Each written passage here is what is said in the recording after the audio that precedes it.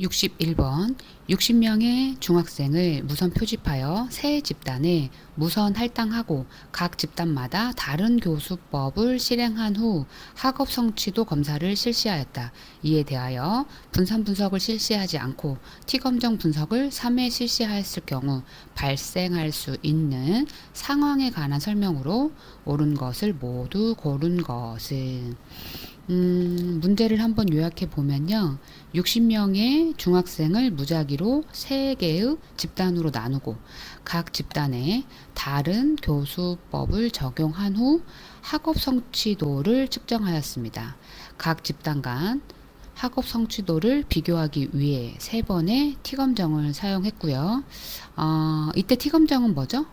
두 집단 간의 평균 차이를 검정하는 방법이죠. 이런 상황에서의 선택지를 한번 읽어보면서 상황에 관한 설명으로 옳은 것을 골라보도록 하겠습니다.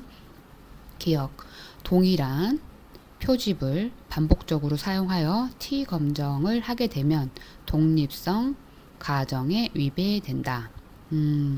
이 설명은 옳은 설명이죠. T검정의 기본 가정 중 하나는요. 표본 간의 독립성입니다. 하지만 세 집단을 비교하면서 두 집단 간의 T검정을 반복 수행하게 되면 동일한 표본이 반복적으로 사용되기 때문에 독립성 가정에 위배될 수 있습니다. 따라서 동일한 표집을 반복적으로 사용하여 T검정을 하게 되면 독립성 가정에 위배된다라는 설명은 옳습니다. 니은 제1종 오류를 범할 확률이 증가한다. 세 집단을 비교할 때 각 집단 간의 T검정을 개별적으로 수행하면 유의 수준이 누적되죠. 그래서 제1종 오류, 연가설이 참임에도 불구하고 이를 기각하는 오류가 발생할 확률이 증가합니다. 따라서 제1종 오류를 범할 확률이 증가한다 라는 설명은 옳습니다. 디귿, 연가설이 참일 때 이를 기각하고 대립가설을 채택할 수 있는 확률이 낮아진다. 어떤가요? 이 설명은 틀렸죠. T검정을 반복 수행하면요. 제1종 오류가 증가하고 연가설이 참일 때 이를 기각하여 대립가설을 채택할 확률이 오히려 높아집니다. 따라서 이 설명은 옳지 않죠. 그래서 디귿은 틀렸고 기역과 니은이 맞는 설명입니다. 다시 한번 맞는 설명을 보면 동일한 표집을 반복적으로 사용하여 T검정을 하게 되면 독립성 가정에 위배된다. 제1종 오류를 범할 확률이 증가한다. 기역과 니은은 맞는 설명입니다. 답은 2번입니다. 62번 질적 연구에 관한 설명이다. 괄호 안에 들어갈 용어가 순서대로 옳은 것은 첫 번째 타당성은 연구 결과가 보다 광범위한 사례에 일반화되는 정도이다. 일반화 가능성, 그러니까 연구 결과가 보다 광범위한 사례나 다른 상황에 얼마나 일반화될 수 있는지를 평가하는 타당성은 그렇죠. 외적 타당성입니다. 두 번째 땡땡 타당성을 증명하기 위하여 연구의 목적 영역이나 목록을 공정하게 보여줘야 한다. 공정한 반영. 이는 그렇죠. 내용적 타당성입니다. 내용적 타당성은요, 연구가 다루고자 하는 목적이나 영역이 연구 결과에 얼마나 정확하고 공정하게 반영되었는지를 평가하는 거죠. 세 번째, 땡땡 타당성은 사회적 상황의 실제를 정확하게 묘사하기 위한 것이다. 현실 세계의 묘사의 정확성. 이는 생태적 타당성이죠. 생태적 타당성은요, 연구가 사회적 상황의 실제를 얼마나 정확하게 묘사하고 현실 세계의 맥락에서 신뢰할 수 있는지를 평가하는 거죠. 따라서 처음은 외적 타당성, 두 번째는 내용적 타당성, 세 번째는 생태적 타당성으로 답은 1번이 되겠습니다. 한번 다시 괄호 안에 넣고 읽어보도록 하겠습니다. 외적 타당성은 연구 결과가 보다 광범위한 사례에 일반화되는 정도이다. 외적 타당성, 일반화 가능성. 두 번째, 내용적 타당성을 증명하기 위하여 연구의 목적 영역이나 목록을 공정하게 보여줘야 한다. 내용적 타당성은 공정한 반영. 세 번째, 생태적 타당성은 사회적 상황의 실제를 정확하게 묘사하기 위한 것이다. 생태적 타당성은 현실 세계의 묘사 정확성입니다. 따라서 답은 1번입니다. 63번 피험자 내 설계의 이올 효과를 최소화하기 위한 방안을 모두 고른 것은 이올 효과는요, 실험에서 피험자가 한 번 받은 경험이 다음 실험에 영향을 미치는 현상입니다. 예를 들어 어떤 실험에서 피험자가 특정한 경험을 했는데 그 경험이 너무 강하게 남아 다음 실험 결과에도 영향을 주는 경우입니다. 제시된 문제에서 이올 효과를 최소화하기 위한 방안을 먼저 골라본다면 기억, 처치의 순서를 무선화한다. 디귿, 피험자에 대한 처치의 순서를 상대 균형화한다. 이 두 가지입니다. 우선 무선화는요, 실험 처치를 받는 순서를 무작위로 바꾸어 특정 순서로 인한 영향을 줄이고요. 상대 균형화는 실험 처치를 받는 순서를 균형 있게 조정해서 한 처치가 다른 처치에 미치는 영향을 최소화하는 겁니다. 이 두 가지 무선화와 상대 균형화는요, 피험자가 이전 실험에서 받은 영향이 다음 실험 결과에 영향을 주지 않도록 할 수 있습니다.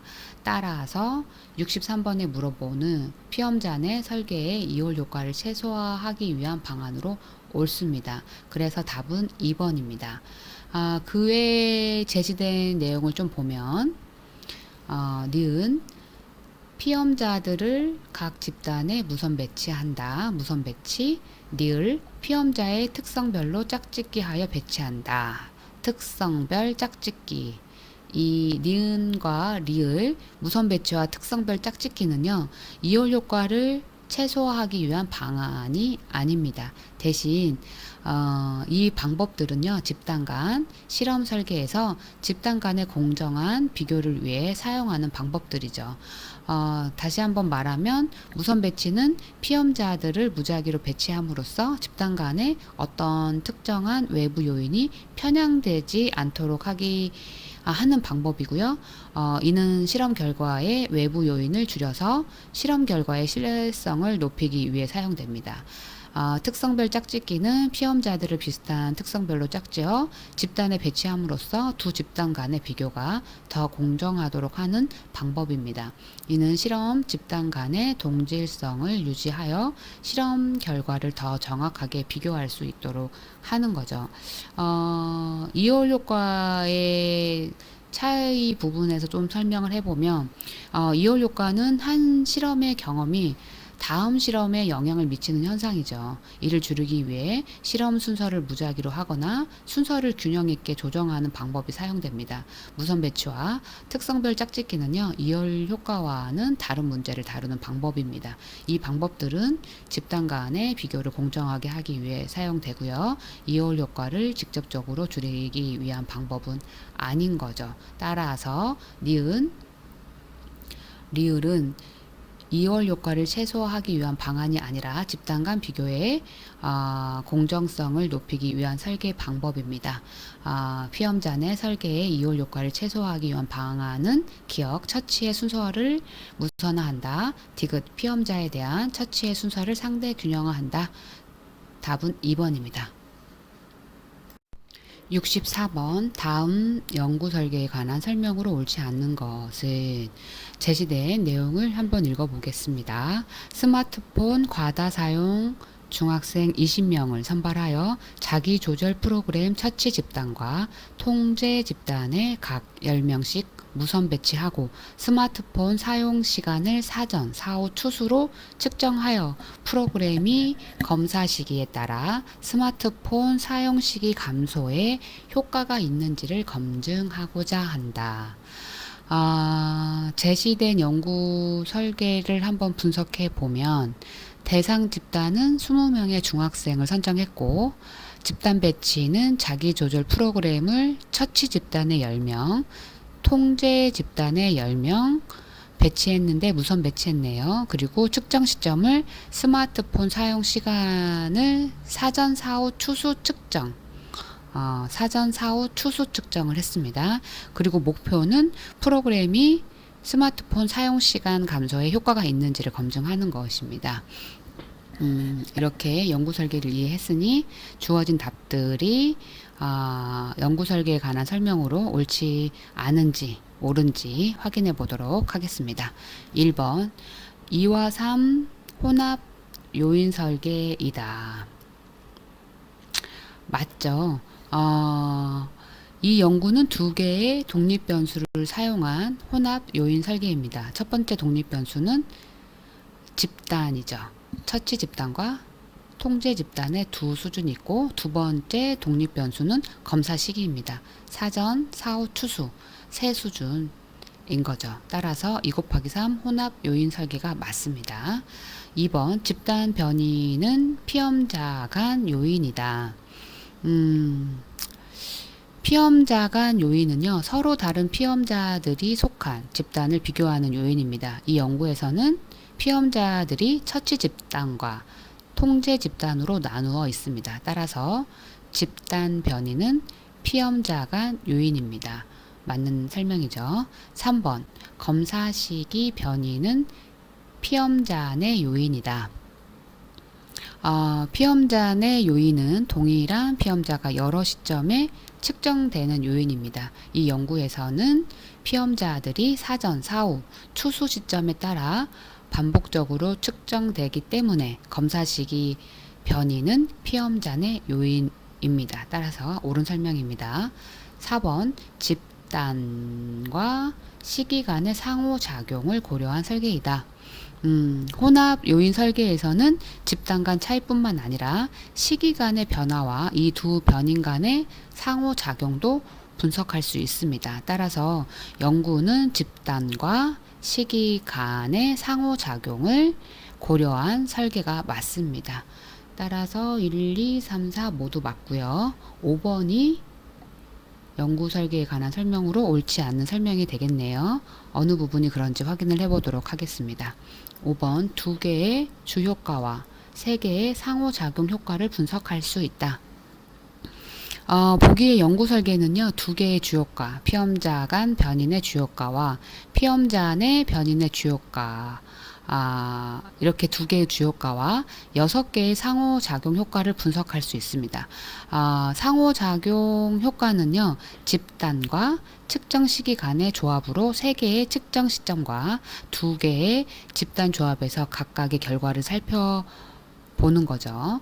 그래서 총 6개의 상호작용 효과가 존재합니다. 따라서 2개의 주효과와 3개의 상호작용 효과를 분석할 수 있다. 이 설명은 옳지 않죠. 2개의 주효과와 6개의 상호 효과를 분석할 수 있습니다. 따라서 답은 5번이 되겠습니다. 65번 분산 분석 아노바에 관한 설명으로 옳은 것을 모두 고른 것은 문제에 제시된 내용을 보기에 앞서 분산 분석 아노바를 적용하기 위해 필요한 기본 과정을 한번 생각해 봅시다. 첫 번째, 종속 변수가 양적 변수여야 합니다. 분산 분석에서는 평균을 다루기 때문이죠. 종속 변수는 등간 척도나 비율 척도로 측정된 양적 변수여야 합니다. 두 번째는 표본은 독립적이어야 합니다. 각 표본이 다른 표본에 영향을 미치지 않는 독립적인 상태여야 하는 거죠. 세 번째, 모집단의 분산은 동일해야 합니다. 이는 등분산성 가정이라고 하고요. 모든 표본이 속한 모집단의 분산이 동일하다는 가정입니다. 이는 아노바의 중요한 가정 중에 하나죠. 또 네 번째, 모집단의 분포는 정규 분포를 이루어야 합니다. 단지 표본 크기가 충분히 클 경우에는요, 중심, 극한 정리에 따라 정규성 가정이 약간 위배되더라도 아노바 결과에 큰 영향을 미치지 않으므로 정규성 가정은 덜 중요해질 수 있습니다. 하지만 기본 가정은 모집단의 데이터가 정규 분포를 따라야 한다는 것을 의미하는 걸로 모집단의 분포는 정규 분포를 이루어야 합니다. 이런 가정을 가지고 제시된 내용을 한번 살펴보도록 하겠습니다. 기억, 종속 변수는 등간 척도 혹은 비율 척도를 사용한다. 옳은 설명이죠. 니은, 종속 변수는 모집단으로부터 무선으로 표집되어야 한다. 기본 가정에는 없었지만 무선 표집은요, 분산 분석뿐만 아니라 대부분의 통계적 분석에서 중요한 가정이죠. 따라서 옳습니다. 디귿, 모집단은 정규 분포를 이루고 있어야 한다. 옳습니다. 리을, 표집을 포함하고 있는 모집단들은 대체로 동일한 분산도를 가지고 있어야 한다. 옳습니다. 따라서 65번 분산 분석 아노바에 관한 설명으로 옳은 것은 모두 해당되어 답이 5번입니다. 종속 변수는 등간 척도 혹은 비율 척도를 사용한다. 종속 변수는 모집단으로부터 무선으로 표집되어야 한다. 모집단은 정규 분포를 이루고 있어야 한다. 표집을 포함하고 있는 모집단들은 대체로 동일한 분산도를 가지고 있어야 한다. 답은 5번입니다.